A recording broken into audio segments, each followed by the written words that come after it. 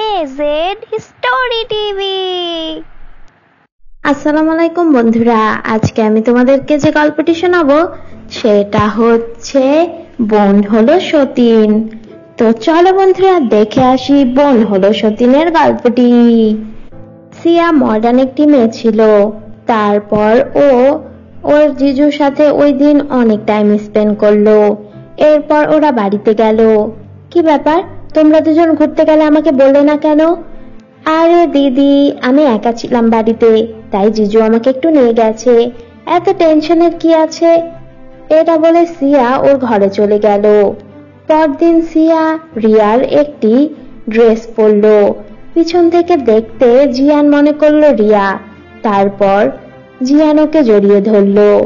এটা রিয়া দেখে ফেললো। এটা কি হচ্ছে? হ্যাঁ, কি হচ্ছেটা কি? আরে তুমি এখানে? আমি তো মনে করছি তুমি। তোমার জামা ওখানে পড়েছে, তাই তো আমি ওকে ধরে ফেলেছি। দিদি, এটা একটা মিস্টেক ছিল, তুই কিছু মনে করিস না। এদিকে সিয়াও জিয়ানকে পছন্দ করতে লাগলো। তারপর আস্তে আস্তে ওরা অনেক সময় কাটাতে লাগলো। একদিন এইটা রিয়া দেখে ফেললো। তোমাদের ভিতরে হচ্ছেটা কি আমি বুঝতে পারছি না। তুই আমার বোন, তুই কি এসেছিস আমার সংসার ভাঙতে? তুই এরকম করিস কেন? সারা জীবন তুই এরকম করেছিস। আমি কি করলাম? ও আমাকে পছন্দ করে, আমি এখন কি করব?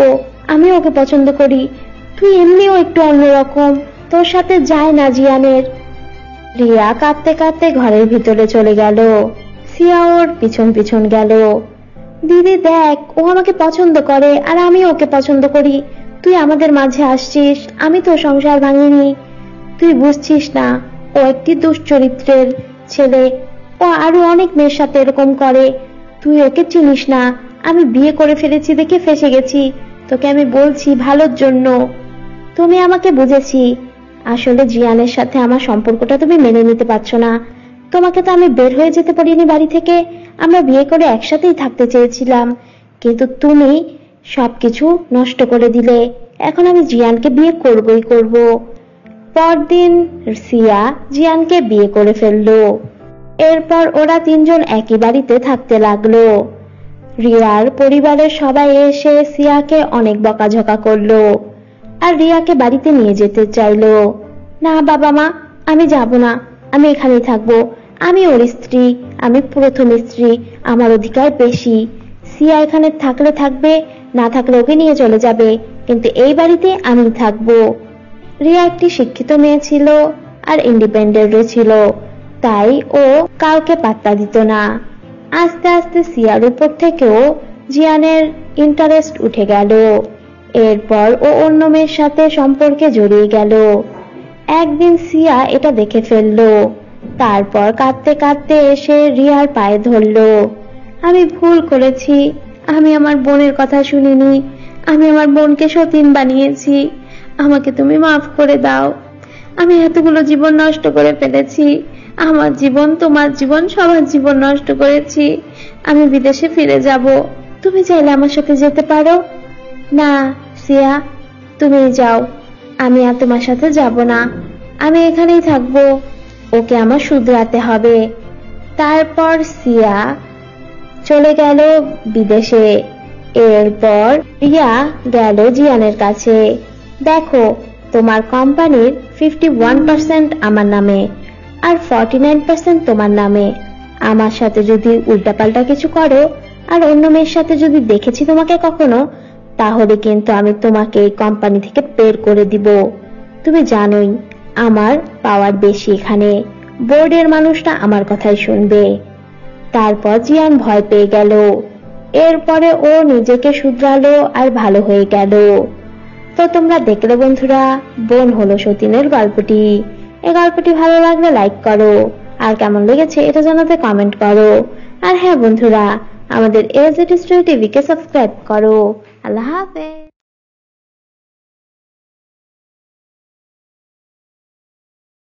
AZ story TV. আসসালামু আলাইকুম বন্ধুরা, আজকে আমি তোমাদেরকে যে গল্পটি শোনাবো সেটা হচ্ছে বলদ বোকা বউ।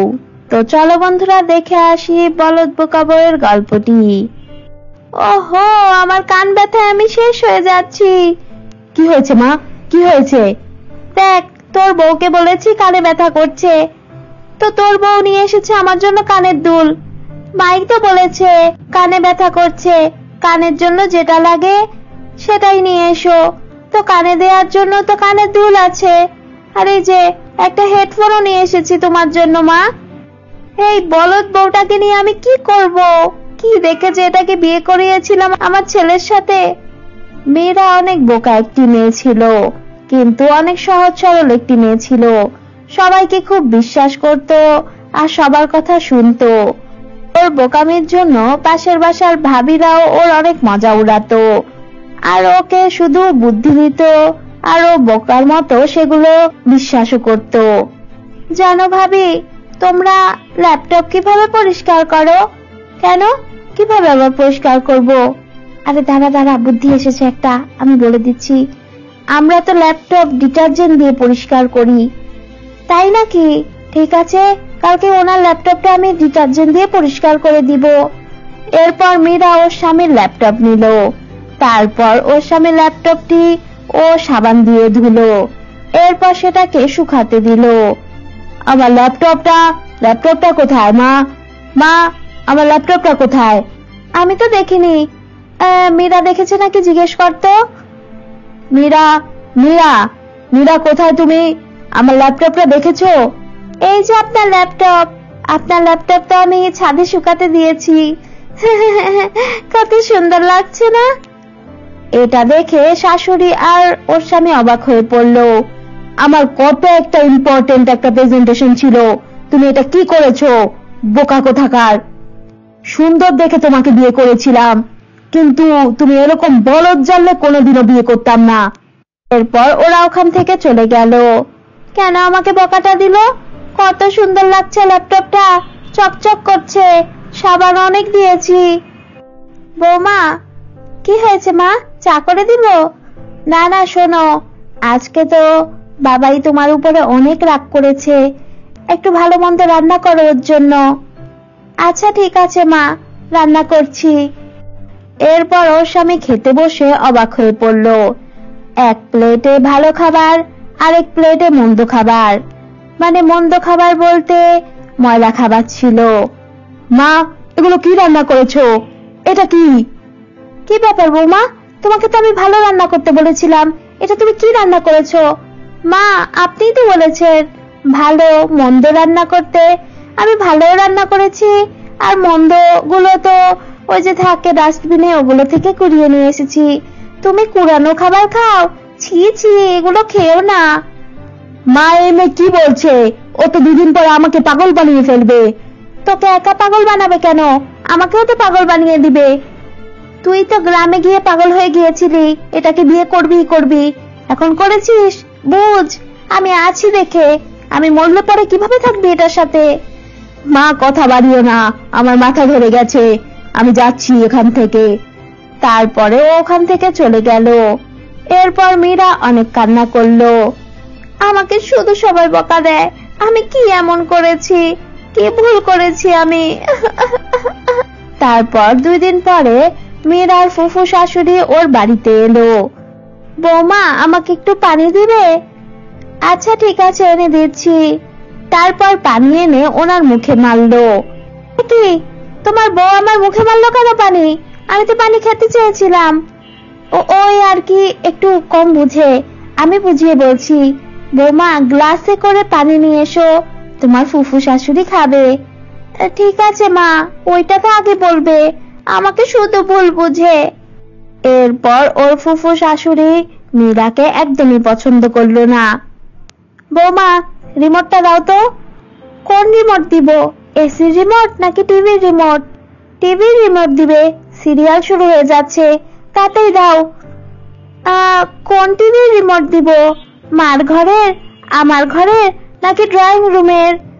ড্রয়িং রুমের রিমোট দাও। আচ্ছা ঠিক আছে, ওইটা তো খুঁজে বের করতে হবে, তো খুঁজে বের করে এনে দাও। এত প্রশ্ন কেন তুমি করো? এ কি, তোমার বউ এত প্রশ্ন করে কেন? আসলে ওর মাথায় একটু সমস্যা আছে, তাই। তো মাথায় সমস্যা থাকলে বিয়ে করিয়েছো কেন ছেলের সাথে? দেখো না, ও অনেক বড় কথা, পরে একদিন বলবো। মীরা এটাতে অনেক কষ্ট পেল। তারপরে পাশের বাসার ভাবির কাছে গেল। ভাবি, আমি যেটা করি সেটাতেই সবাই ভুল ধরে। আমি কি এরকম করেছি বলেন তো? রিমোট চেয়েছিল, ঠিক করে তো বলবে কোন রিমোট। সে নিয়ে এসেছে, আমাকে কেন বিয়ে করেছে? এ কেমন কথা? আমার স্বামী কি আমাকে পছন্দ করে একটু বিয়েও করতে পারে না? হ্যাঁ হ্যাঁ, ঠিকই বলেছো। একটা কাজ করো তুমি, আজকে রাত্রে কি করবে আমি বলে দিচ্ছি। তারপর ওই ভাবি একটি কুবুদ্ধি দিল। এরপর মীরা পুরো বাড়িতে মরিচ পুড়িয়ে ধোঁয়া ধোঁয়া করে ফেললো। সবাই কাশতে লাগলো। এদিকে ফুফু শাশুড়ি কাশতে কাশতে ওখানেই পড়ে গেল।